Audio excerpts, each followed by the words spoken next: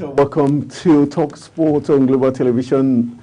A lot of sporting stories that we want to chew on today's edition, but one such story is once Black Star is gone and gone to join the Three Lions, so to say. Let's make you welcome to Talk Sport. I'm not alone. I've got someone who has an idea what I'm talking about in terms of one Black Star leaving and joining the Three Lions of England. Yes, good morning, viewers, and good morning, Mr. Anthony.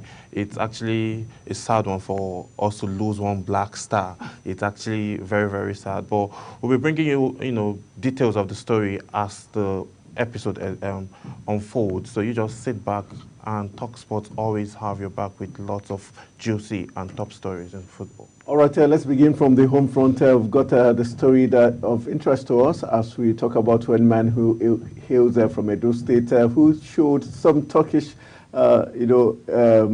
pitch invader, how it's done in in the Niger Delta style. But this is just to let you know that this is according to rules and regulations of a Turkish Football Association for Violent Conduct, that Osahi Samuel, who is expected Wednesday to join the Super Eagles in Morocco for friendlies against the Black Stars of Ghana and the Eagles of Mali, was seen giving it back to fans who invaded the pitch during a game. He will plead self-defense to avoid punishment. A dozen fans were arrested during the crowd trouble, and they will be prosecuted. In the meantime, his Turkish club Fenerbahce have said they will consider withdrawing from the league.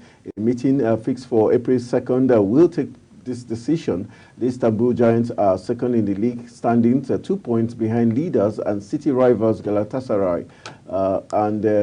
That's Osahi there. But for you, do you think it's fair enough? He said he did that in self-defense. Will it be fair enough for the Turkish Football Federation to slam him any fine or give him a 10-match ban like it's been proposed? That's actually not being fair on him to even look at the whole scenario that played out in the event. It was clearly self-defense because he did not run into the crowd to start fighting them. True. So they invaded the pitch. He was actually defending himself and defending a police lady that was being attacked by those invaders. So I think, definitely there are rules and there are conducts, but I think he should walk away with a warning if they would even, proceed. He should just walk away with a warning because clearly he was defending himself, his teammates, and a police lady when that incident happened. So he should walk away with a warning. All right, let's look at Fenerbahce. They're second in the Turkish Super League, and they're, threatening to leave the league totally if a ban or if they're being punished for what played out. Do you think that would be a good one to help, Osahi's, case? The fact that the club would try things to pull out, they might want to be soft in whatever punishment they want to give out to Osahi Samuel. I think the club threatening to pull out is just, trying to show the body that, say, this, what happened is wrong. We shouldn't be getting punished for the incidents that happened because, number one, it didn't even happen in their home. Right, they went away to play and then they're getting attacked. So obviously they are left with no options but to defend themselves because the securities on the ground were not able to stop those fans from invading. So if they are threatening, I know these are just threats, obviously they wouldn't want to give away the position that they are on the table, but obviously this is a sign for them to say okay, we need to do something so that these people will not just, ride over us and then give us a punishment that we do not deserve. So I think they are just trying to, pose a threat and say, okay, if you do this, we are going to do this, which is going to cost, the both parties important things. That's, the positions they are on the table, and then it's definitely going to cost the body entirely, the Super League body entirely, some kind of, something, definitely. So if they continue. But I feel, the body needs to calm down and then take a very close look at this and then punish those that duly deserve to be punished and not punish those that are just defending themselves. All right, away from the Turkish football leagues, let's talk about the Jollof Derby. Yes, the Jollof Derby. It makes me hungry already. All right, the Jollof Derby between the Super Eagles of Nigeria and arch rivals Black Stars of Ghana will kick off at the Marrakesh Stadium. 4 p.m. is the time, but 5 p.m. Nigerian time, 4 p.m. in Morocco there. Both teams are reassembling after the recent AFCON, where they enjoyed contrasting fortunes. The Super Eagles went all the way to the final, while the Black Stars again crashed out in the group stage. It will also be 2 years almost to the day when the Black Stars held the Super Eagles to a draw at the MKO Abiola National Stadium in Abuja to qualify for the 2022 World Cup in Qatar. The two West African rivals will, under new coaches, Ghana have reappointed Otto Addo, who qualified them for the 2022 World Cup after they fired Chris Hilton after a rather forgettable AFCON.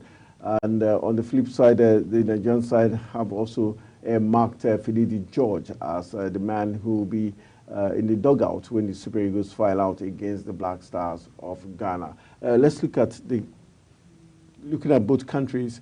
We've got Otto Addo, who qualified them for the World Cup before they brought in the English Ghanaian coach yes. Hilton, who we know in the Premier League coached teams, but didn't really. He coached Norwich City. They went down relegation. He was in Brighton. Brighton weren't so good. They were just in the middle. And now he was given the chance to lead the Black Stars. Now they brought back Addo, who was the man who helped them beat Nigeria and qualify for the World Cup. And on the flip side, the Super Eagles got to the finals, but now they've got a new gaffer in Finidi George. How do you assess this? Do you think Addo has an advantage over Finidi George already because he has been with the Black Stars before now? Well, Finidi George has also been with the Super Eagles, though as an assistant, right? But Addo knows the system already. He has taken them there before, and then they brought him back, obviously, because of the results he got for them earlier on. So they thought it's actually going to be a good fit to bring him back so that he's local. He's local, though he has done a lot of coaching jobs abroad. So he's local, and then they see it as another advantage to bring him back so that he can be able to blend in with the players and be able to do what he did before. But now, in the aspect of Finidi George has also been around the Super Eagles, though, as an assistant coach. So now where I feel Addo doesn't have much advantage is the fact that he has not seen Finidi George's tactics before.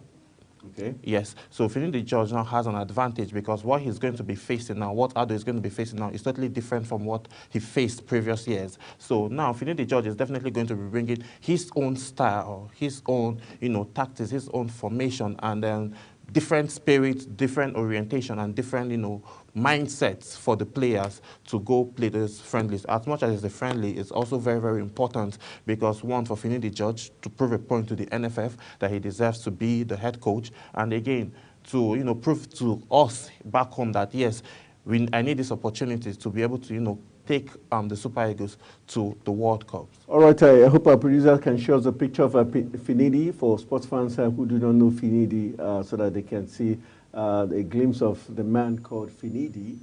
Yes, that's Finidi there.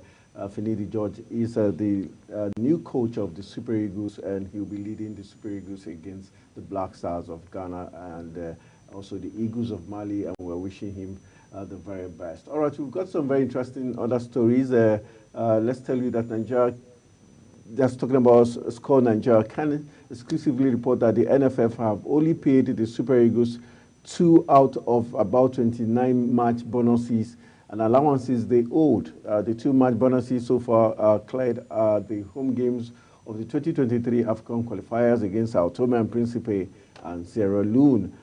Each player received $2 million, $1 million per each home game. A top source informed that the players have not received anything since those payments, which they got during the recent AFCON in Cote d'Ivoire. Then the Super Eagles coach, Joseph Pizarro, had to severally call on their sense of patriotism and quest for personal glory for the players to share any pay strikes during the AFCON. The players themselves were up in arms against Captain Ahmed Musa, who they accuse of not fighting for them to get the money they worked hard for. It is known that at least 2 senior players confronted Ahmed Musa on their outstanding bonuses and allowances that go back as far back as 2021. This week, the Super Eagles are in Morocco for friendlies, first against Akravas, Ghana, before Mali 4 days later. Let's look at that issue. How disturbing is that? It's obviously very, very disturbing. Obviously very disturbing because now, you know, as much as these guys come to play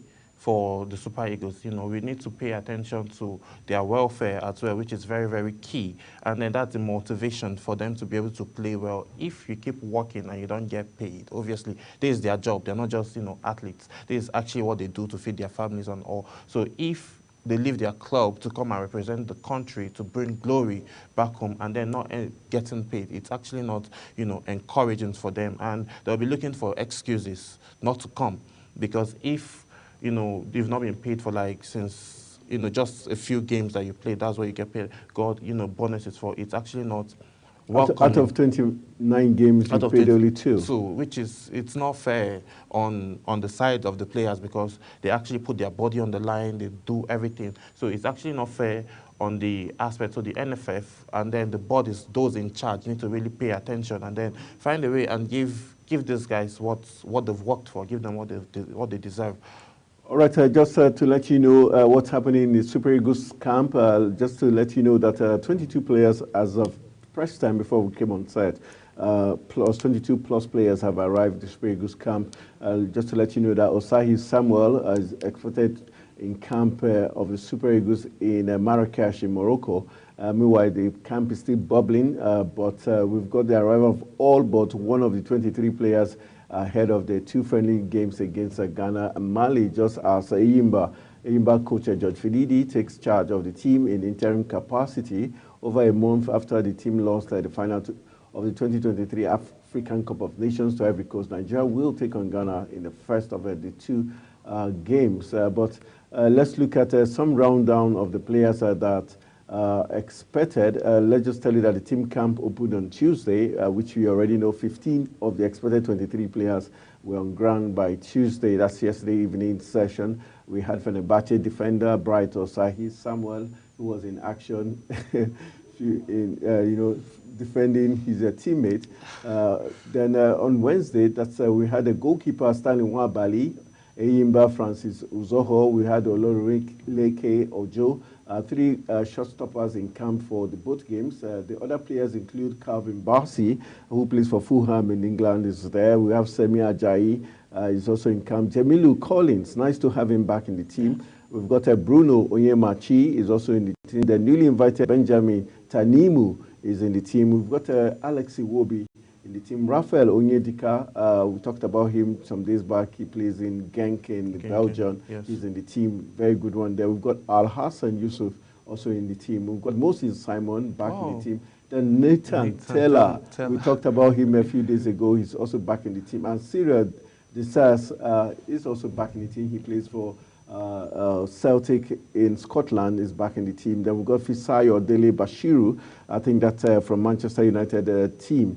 Is back. And we've also got the gangling man who reminds me of Rashidi Yekini. His name, Sadiq Umar, is back into the team. Ademola Lukman is also in the Super Eagles. Others are Chidozea Wazim, ever present. Kenneth Omerwa is there. We've got Frank Onyeka of Brentford is in the team. And Wilfred Ndidi, nice to have him back in the fold for the Super Eagles. He played against Chelsea over the weekend. He's also in the team.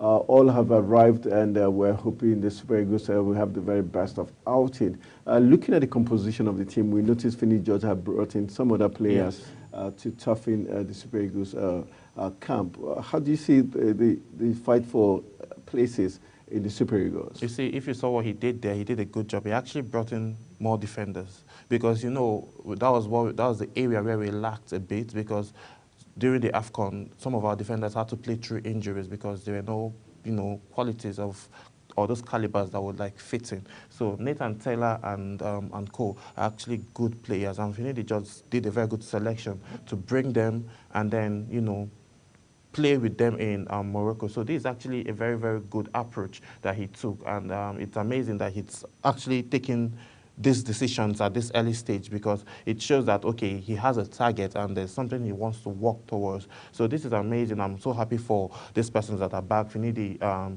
Nathan Taylor back, Wilfred Ndidi back, Iheanacho around. All of these amazing players are going to be featuring in this weekend's game. So I'm just so excited that, you know, it's looking good for the Super Eagles already. It's looking good. All right, so the Super Eagles, were expecting the very best. But for you, if you were to pick your first 11, which players do you think Finidi George might likely want to, throw up, into the match? In terms of this new players, do you think he would want to, give them a starting role? I'm not totally certain that he wants to give them a certain role, because the old players have a chemistry already. And I don't think he's just going to want to break that off for just new players that just came in. So I think he's going to go maybe with the previous starters, maybe switch up a little bit.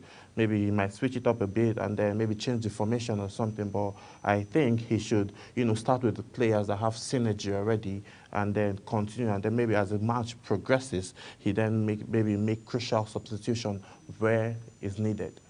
All right, we're wishing the Super Eagles the very best of luck. Let's go for a very quick break. When we return from the break, Talk Sport continues. Stay with us.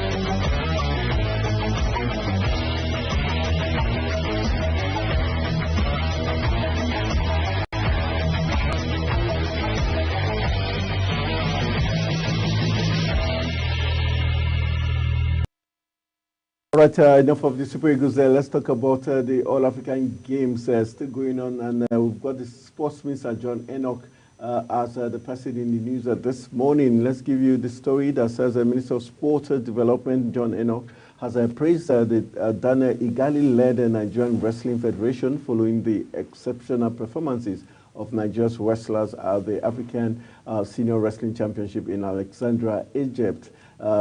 The wrestlers dominated the championship, claiming a plethora of medals to continue their stellar form from the African Games in Accra, Ghana.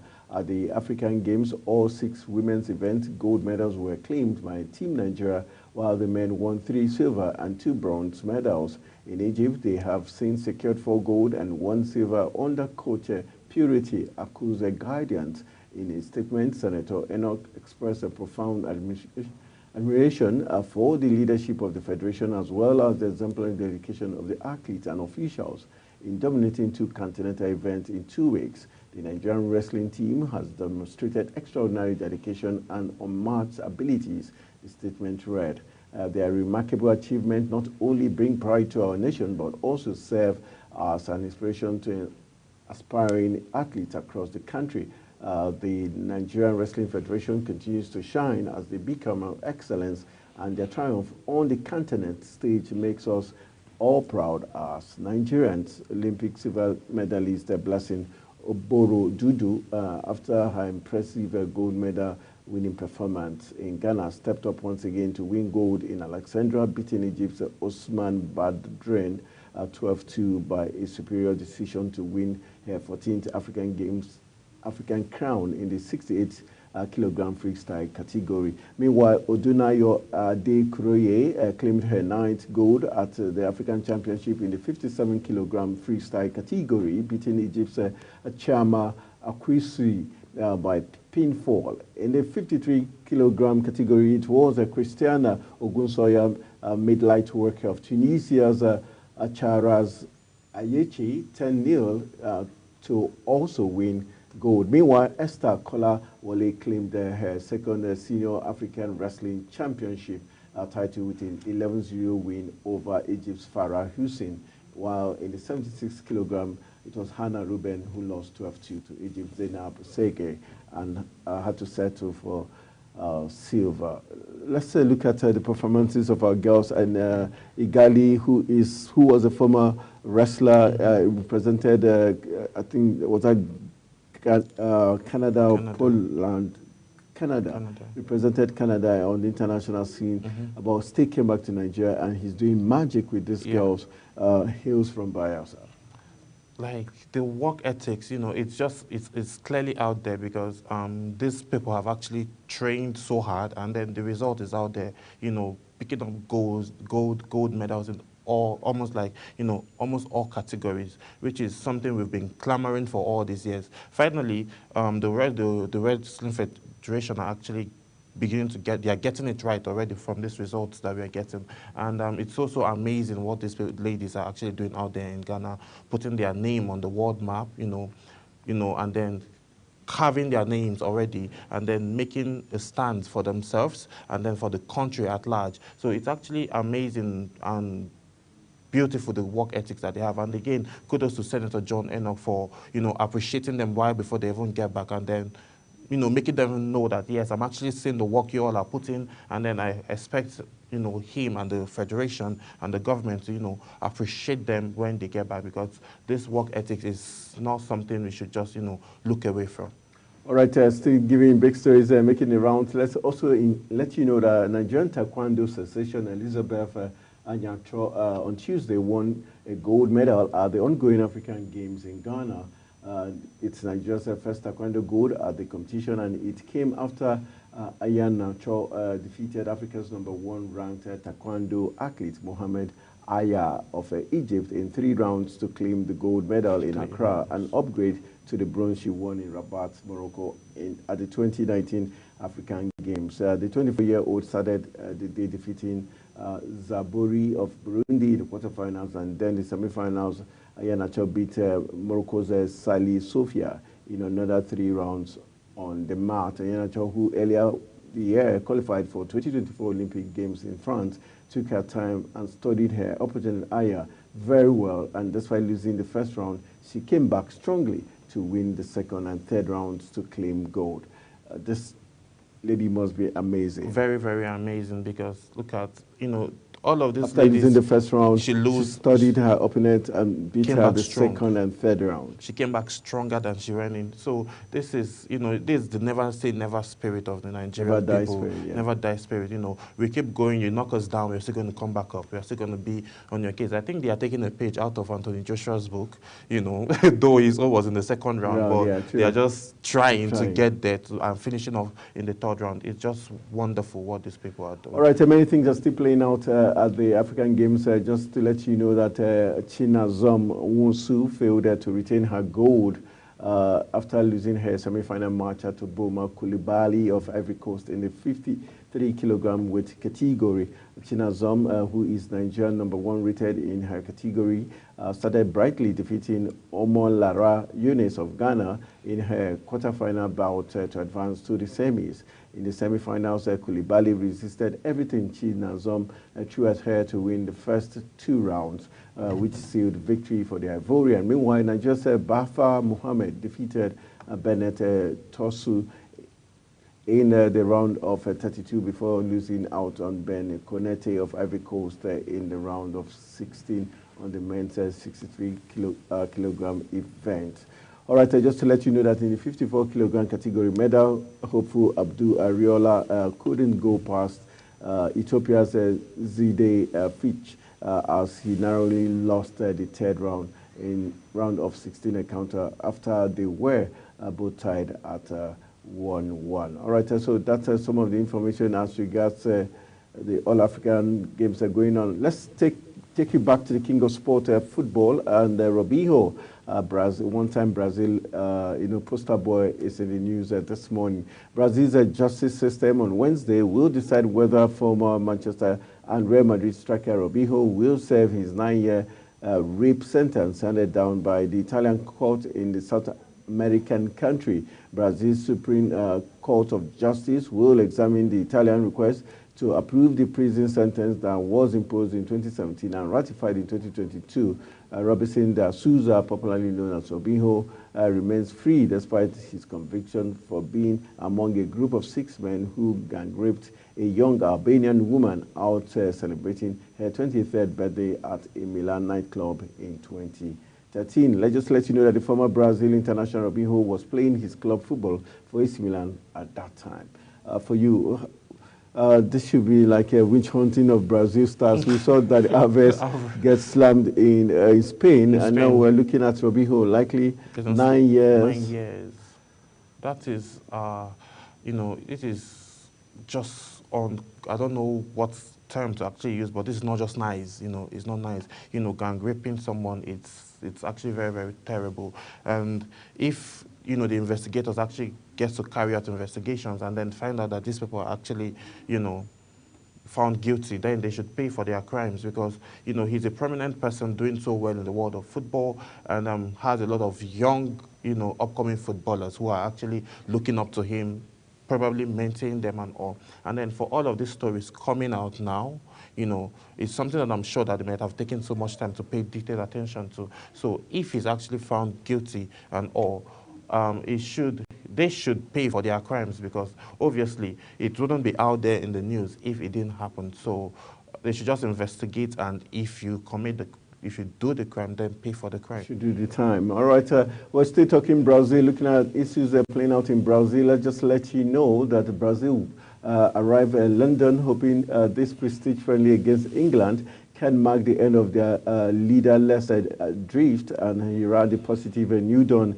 It has been a sobering 15 months for the 5-time champions of world football since defeat by Croatia in World Cup quarterfinals in Qatar brought Tite's 6-year tenure to an underwhelming close. There have been shock defeat and dismal performances. The failed attempt to lure Carlo Ancelotti away from Real Madrid and a revolving cast of head coaches culminating in Dorival Jr., who will take charge of the first game at Wembley Stadium. Dorival will be the third to select a Brazilian team since Tite stepped down. Initially, the task fell to Ramon Menezes, but coaches of the under-20 and under-23s to take over on the interim basis. But Menezes was in charge for 3 friendlies, which included defeats against Morocco, Senegal, that prompted the CBF to start issuing promises. Meanwhile, the CBF President Enardo Rodriguez told the nation Ancelotti would be taking the job when his Real Madrid contract expired in 2024, just in time for the Copa America in the U.S. in June. But meanwhile, that didn't happen. What do you think is happening to Brazil? Aside their players getting in trouble, having domestic issues like Anthony in Manchester United, Dan Alves, Robinho, and co. We're now having even the Football Federation having problems in terms of leadership tussle. They are losing matches. And why is Brazil suddenly imploding? This generation of Brazil players are not like the former generation of Brazil players that we used to know.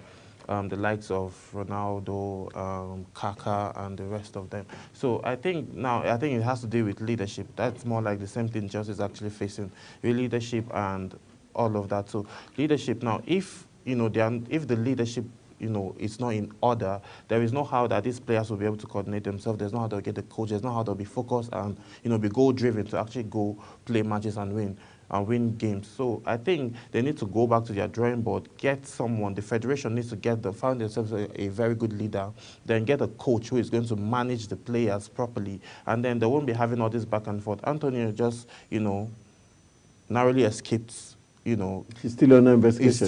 He's not even totally escaped yet. He's still under investigation.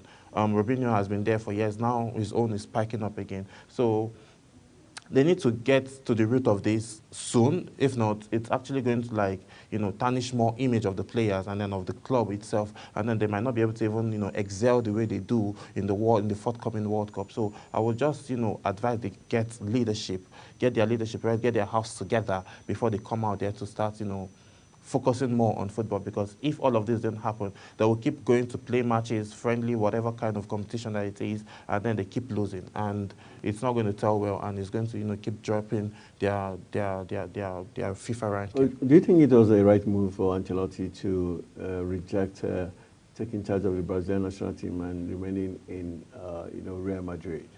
With all of this craziness going on around him, I think he just doesn't want so much drama. He just needs to, go somewhere and then focus on the job, not go and just inherit some baggages that he doesn't even know the genesis of where it all came from. So I think he just needs to like focus on Real Madrid, try to win the La Liga, and then see how far they can get in the Champions League and probably win it.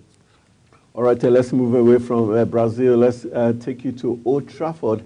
The story from Old Trafford tells us that Sir Jim Ratcliffe has revealed that he and his Ineos team will not turn Manchester United around by spending money on football's biggest stars. Ratcliffe has £1.3 billion minority takeover of the club has seen him, along with Sir Dave Brailsford, take control of football operations at Old Trafford, and recruitment is an area they are looking to overhaul. Eyebrows have been raised at the large sums spent on players such as Casemiro, Anthony, and Ratcliffe is keen to take a new approach in a bid to put United back on top. Asked about whether United should try to sign England and Real Madrid superstar Jude Bellingham, Ratcliffe told Geraint Thomas on his podcast, he is a great footballer, but that's not where our focus is. Is Manchester United owners, are they completely right with what the move they're trying to make? I don't think they're completely right because, one, probably they want to just rebuild what they have on ground. But, there is no team that excels without having maybe one or two top players, right? So getting a top player is actually another advantage because if you don't invest money, there's no how you can gain lots of results that you need. So getting one or two big players is actually another advantage. But now they just want to make do with what they have. So if they are not buying that, obviously they shouldn't be selling off the big players they have. They need to find a way to find a balance and then build up. They have Kobe Manson, who is actually very young and doing so well. So I know they can just find a very good coach, though Eric Ten Hag is still there. But if he is not going to deliver as much as they expect him to do, then they get a new coach that will be able to come build the team and then help them, be in that championship contending level that they usually used to be in. So I think the owner should, go back and look properly and see if they might need to, buy one or two big names to add to the qualities that they have so that they will be able to perform properly. All right, we're hoping the Red Devils will do the needful. Let's talk about this man, Kobe. Yes, we've got Christian Eriksen is in the news this morning, and he has something to say. Let's tell you that Christian Eriksen has told Ten Hag he's not happy with staying on the bench, and for Kobe Manu to take his place in the team. That's what Eriksen. Yes, that's the story. Eriksen complaining. But should we blame Kobe, Ten Hag, or Eriksen? Who is to blame? Eriksen is, coming up to par. The coach sees a younger Manu who is hungry and delivering. Delivering again. One thing is, Eriksen used to be there, but somehow he's no longer there. This is clearly, at the end of the day, Eriksen might just be there and then they'll fire the coach thinking the coach is not doing a proper job. So at this point now, the coach is trying to secure his job. And then he has seen someone who is younger, who is hungry, who, wants to make a name for himself, putting in the work ethic and making sure that he delivers. So since he's there doing the job, obviously, if you're not doing, you would definitely sit on the bench. Mourinho would have even sold him if it was Mourinho. Would have probably sent him off somewhere for loan or something. But he's still on the team. So it's best to just manage or get back. But we still saw Eriksen come back, especially against Liverpool. At the point he was brought in. And he did do some magic. So is this going to inspire Eriksen to play better, knowing that Manu is on the wings waiting for him to slip up and he gets his place? Yes, that's actually the point where I was driving to, because he came in from the bench and then he was able to do something. So now, okay, Eric Hahn will be like, okay, you're probably coming up. You've sat on the bench for a very long time. So maybe you've gotten back to your senses and you want to start performing at the level which you used to perform. If you don't do the job right, obviously there are 1,001 persons who would do it. So unfortunately for him, it's a younger player who is just 18 years of age that is performing at the level which... And now he has been invited to the Three Lions, so he's going to get more pumped up. Now he was supposed to actually go play for the youth championship, but then they just told him not to go. And then they promoted him immediately. For you to say okay, this boy has qualities, he brings things to the table. So this is what every team needs, every coach wants. So whether in the club side or in the National team, they need someone who would come and deliver. So if you ain't delivering, you ain't nowhere.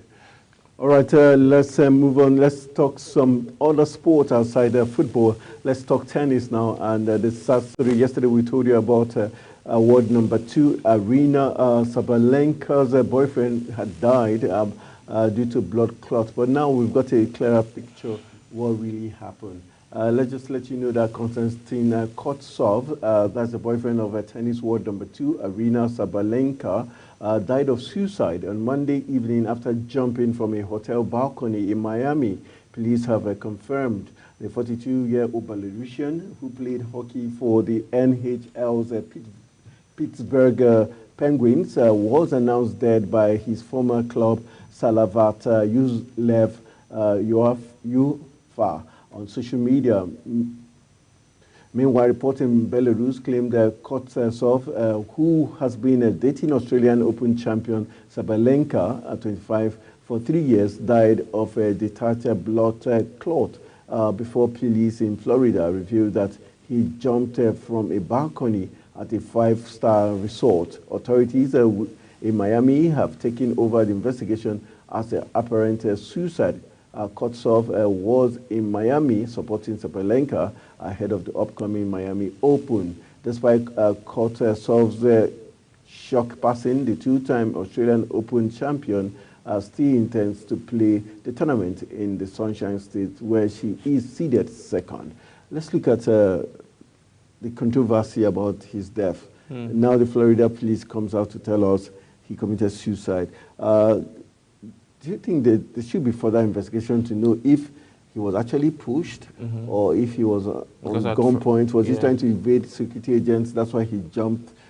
Did Sabalenka tell him anything, or did he confirm that Sabalenka probably was seeing someone else or was pregnant or whatever the case might have been to make him, you know, jump 5-story, you know. It's actually sad. It's very, very sad and disheartening to hear, you know, that someone died. So now the circumstances now is what we are not even sure of to start with. So I'm sure there are more investigations that would go on, and when that unfolds, we are going to get the stories. But whatever situation it is, we don't know if it was a gunpoint, if he was running away from something, or something negative. But at the end of the day, here is, from what we heard at first yesterday, they said it was blood clot. Now they're saying he jumped and committed suicide. So definitely we don't even know what to place our hands on yet, because obviously investigations are still going on. And it's sad to hear that something like that happened to someone, and we'll be expecting, you know, better result. And, you know, let everybody relax that despite the craziness going on around in the world, we just need to take it easy and, you know, keep pushing and hope for a better day, because this is a very, very sad story to hear. He has kids, actually, so now he's dead and then left 3 kids behind, and then we don't know how the world number 2 is faring at this point, but we're sending her all love all the way, and we expect the police in Florida gets to the root of what actually caused his death. All right, while we wait on the police in Florida to give us more details as regards the painful exit of Kotsov, let's take you to Stamford Bridge, where they say the sky is always blue. But I wonder if it's going to be blue for them when Chelsea face having to reveal details of the allegedly questionable financial deals that marred the club in the Roman Abramovich era.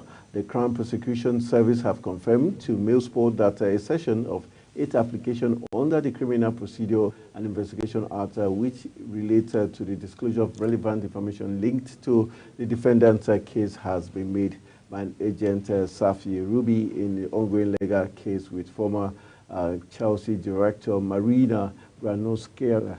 Let's look at Chelsea.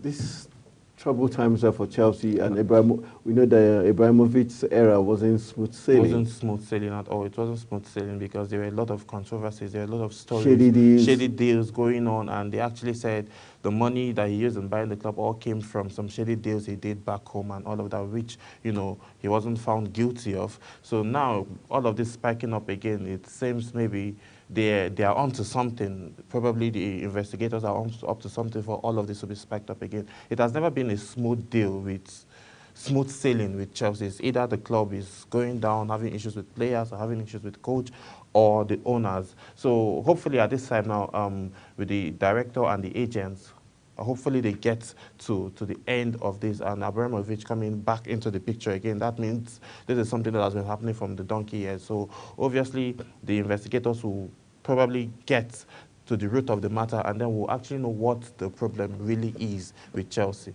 All right, leaving Chelsea, let's talk about this young. We told you that a Black Star is gone, and that's one of the sad commentary. That takes us to Kobe Manu. Manu is in the news this morning. Let's to let you know that Manu, aside being invited to the Three Lions team, talking about the English national team, Kobe Manu could start for England at the European Championship. He is that good, and he is only going to get better. I have no qualms telling Gareth Southgate to pick him because despite only being 18, Kobe has shown nothing but maturity throughout his Manchester United career. He has played above his age group through the years. He excelled in the FA Youth Cup, and then in December he played in an Ecuadorian atmosphere at the Anfield without missing a beat. On Sunday against Liverpool in the FA Cup, some of his movements, his quick feet and his composure, you had to admire him. He was terrific. Or be cautious before saying that the sky is the limit, because he can still make improvement. But the great thing with this kid is that he is willing to listen and learn. Okay, these are some of the comments of England international and coaches. What does that tell us about the quality of this young man? For him to be, he's just 18 years old, like his composure and maturity, the level of composure and maturity he has been showing ever since he's been playing for Manchester United, it's what's catapulted him straight into the, England national team. So we are not surprised. I'm not surprised that actually he's moving at this pace because of the kind of work he puts in, and then among his age, his era, his cliques, and those that he plays with in the youth championship, none of them has gotten to this level. So obviously the kid is very, very talented. He's very, very talented. We are not going to take that away from him. And he's still young and keep going. And at this pace that he's going, he'll be competing with the likes of, Marcus Rashford and Kylian Mbappe. If he continues like this, he's the future. He's part of the future of Manchester United. That's why I'm sure Gareth is planning to build around the young players that they have, and instead of going to just make serious purchases of big players. All right, let's wrap up the program with the story concerning England manager Gareth Southgate. Is reportedly Sir Jim Ratcliffe's #1 choice to replace Erik ten Hag at Manchester United this summer. Ratcliffe is increasingly confident of tempting Southgate to Old Trafford after his Ineos team sports team canvassed United legends, according to the Daily Star. They claim that Southgate, who had been England boss since 2016, has the backing of some United current players and also an incoming director of football, Dan Ashworth. Southgate and Ashworth work together at the Football Association and would be reportedly be keen again to team up again. Southgate contract with the team, Three Lions, expires in December this year after the European Championship in Germany, with the Football Association eager to get him to extend his deal. Let's look at Southgate. Do you think Ratcliffe has what it takes to pull Southgate to sign up for United? And do you think he would succeed? We saw Southgate in his earlier days in management when he was the coach of Middlesbrough, and he didn't do so well. But do you think he has come of age? And do you see him coming to Manchester United? Or is he the kind of coach Manchester United needs?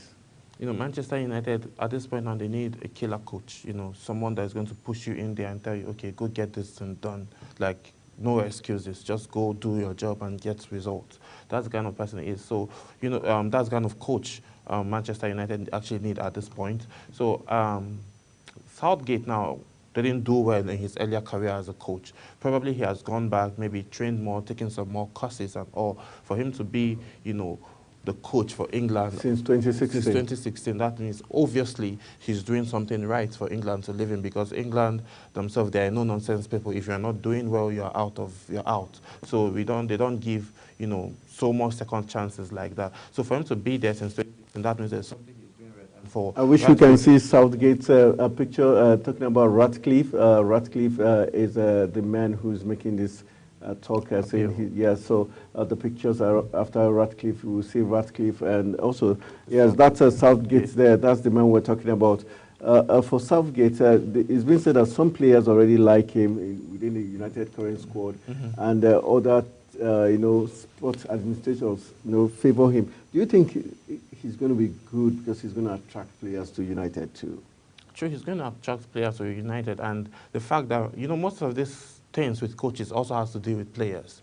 You know, if players like a coach, they'll want to put in more effort for the coach to remain, so they'll build together and then they'll have a history together. So if players already are liking him before he even gets to the team, that means there's a high chance that Erik ten Hag might be leaving at the end of the summer, and then he will be coming in if it all plays out with them. So I just wish Manchester United, Erik ten Hag and Southgate, Ratcliffe, all of them, all of the best. All right, so that's on that note, we're going to be calling it a wrap on today's edition of the program, Talk Sport. I want to say thank you for joining us throughout today's edition, and I hope you enjoyed all the big stories that we shared with you, and also his resound analysis of all the talking points. Any last words as we wrap it up? Yes, as African giants generally has lost one, not just Ghana. So it's so Kobe sad. Manu. Kobe Manu has, you know, Otilo, like they will say, he's gone. So we just need to, you know, pay more attention to our players, encourage them, you know, give them a reason to come and play. They wouldn't just come and play if there's nothing, you know, boosting and, you know, making them want to come back home. So we will keep losing our good players, and then to the Western world if we don't pay attention to details. So I think NFF and all the bodies that are in charge of, you know, taking care of football across Africa, CAF, they should just look into it, and then so we stop losing our players to all of these people. All right, so that's how we call it a wrap on today's edition of the program Talk Sports. My name is Anthony Momodu, saying thank you for being part of the most interesting sports show on TV, Talk Sports on Global Television.